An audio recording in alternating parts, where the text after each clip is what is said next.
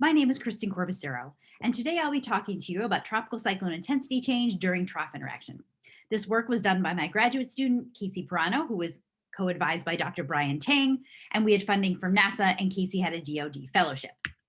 There won't be closed captions on this presentation, but I've uploaded it to YouTube. If you search my name, you'll find captions, and YouTube will do a better job than Zoom will. So TC troughs interactions are very interesting to study because troughs affect TC intensity in both positive and negative ways. Some of those mechanisms via how the storms interact include superposition between the trough and the TC, enhanced upper level divergence between the cold core trough and the warm core tropical cyclone, and the convergence of eddy momentum flux into the TC via the trough or outward from the TC due to outflow jets enhanced by the trough. All of these are favorable for intensification. Negative for intensification or unfavorable is vertical wind shear, its concomitant tilt of the vortex, enhanced asymmetries, and ventilation of the TC core. So all of these mechanisms that I've mentioned are dependent on trough morphology, distance between the trough and the TC, convective response to the TC, and environmental moisture. So to try to parcel out which of these things are most important in understanding strengthening versus weakening TCs, we create composites, but we just can't charge in and composite all the strengthening and weakening cases because there are some initial differences in intensity and potential intensity between the two groups. So we use an analog methodology. So from the approximately 340 strengthening and 260 weakening 6-hour time periods that have trough interactions, 150 samples were randomly drawn. And of those 150 samples, each strengthening time period was matched with a weakening time period that had a maximum intensity and a potential intensity within 10 knots of each other to try to control for those variables so we can look at some of the other factors I discussed previously.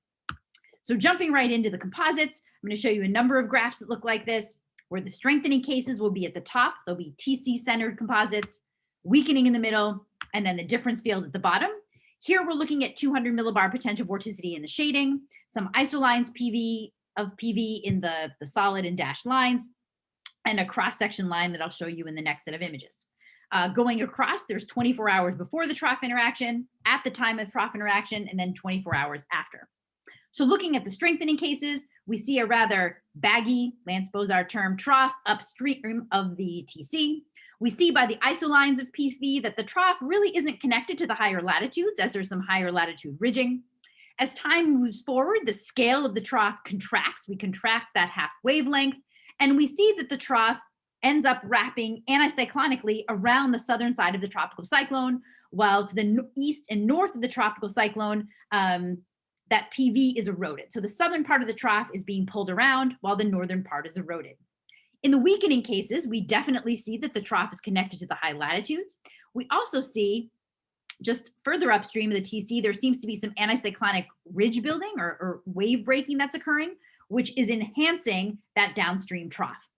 And this will be important later. The trough is stronger. The amount of PV that gets close to the tropical cyclone is distinctly stronger in this case, and there's no anticyclonic wave breaking around. We also see that the trough to the north is not eroded as much.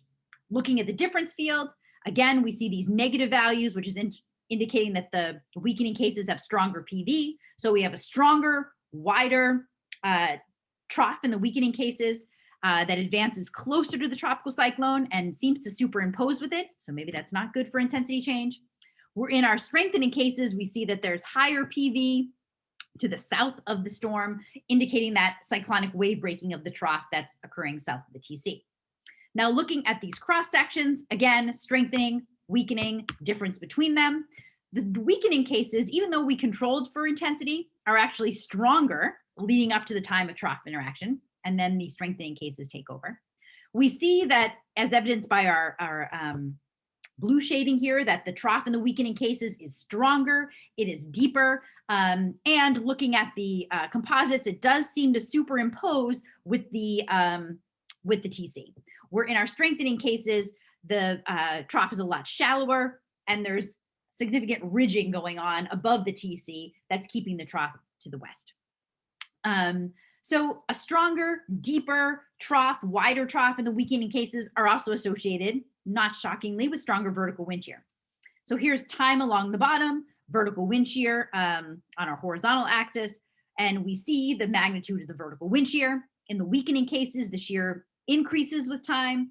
In those strengthening cases, the shear decreases with time. The shear decreases as that trough is held upstream of the tropical cyclone, and that cyclonic wave breaking is bringing a piece of that PV of the trough around to the south and even southeast of the storm, which induces southeast flow over the storm, which reduces that magnitude of the shear, kind of reduces the shear over the vortex. These increased values of vertical wind shear over the weakening storms, which are significantly different after 6 hours before the trough and forward, lead to more asymmetric convection in these storms. So these plots here are a little bit different. We're looking at the strengthening will be the column on the left, weakening in the middle, and the difference will be on the right. These are IR brightness temperature differences out to 500 kilometers, and they've been rotated such that the shear is always to the right or westerly. And so the rows here will be 12 hours before trough interaction, at the time of trough interaction, and then 12 hours after. So looking at 12 hours before, we see very few differences between the strengthening and weakening cases, which is interesting because the weakening storms we know are stronger. So the fact that these stronger storms don't maybe have more convection is evidence that these storms perhaps are already on their way to weakening. By 0 hours, we see that as evidenced by these colder cloud tops, these negative anomalies, that the strengthening storms have deeper convection, colder convection, and cloud tops that are wrapping around are predominantly left and up shear of the vortex, which is known to be good for intensification if you can wrap deep convection around up shear. And then moving to 12 hours, we see those anomalies really centered over the core, deep convection, both over the center and up shear, good for intensification.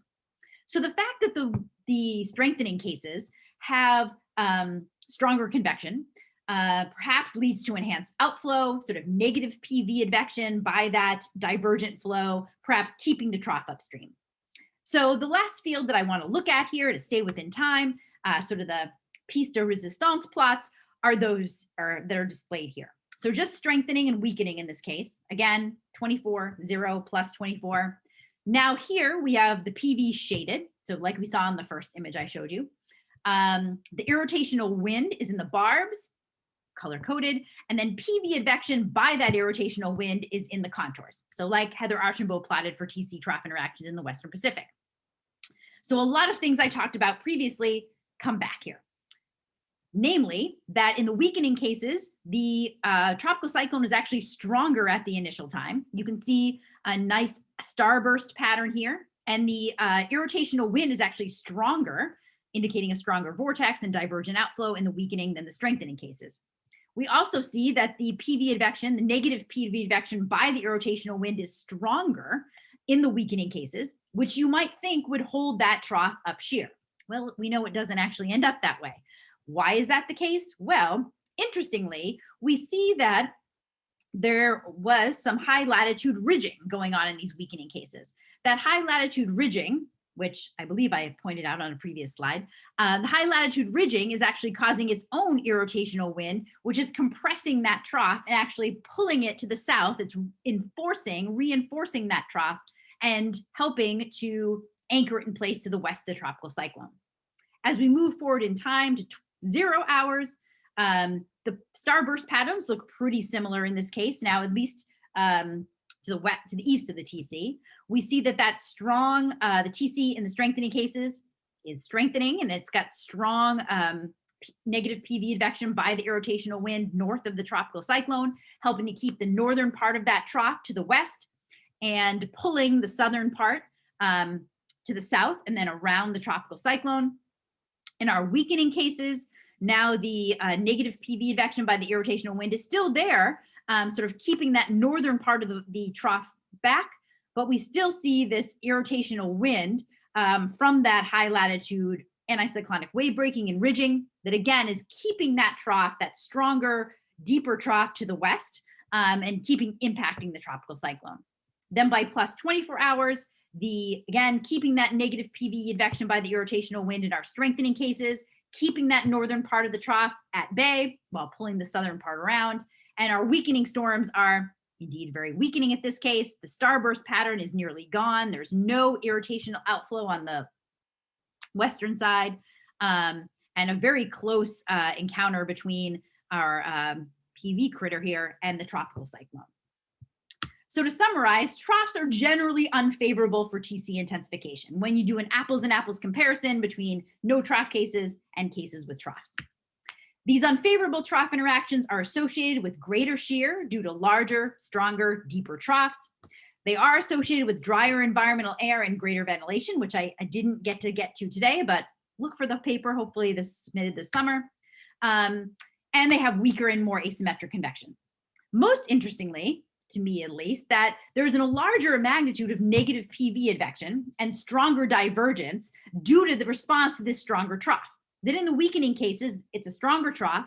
There's a stronger response, divergent response of the vortex and negative PV advection, but that negative PV advection is not enough to keep the trough from approaching the storm with its enhanced shear and hostile environment.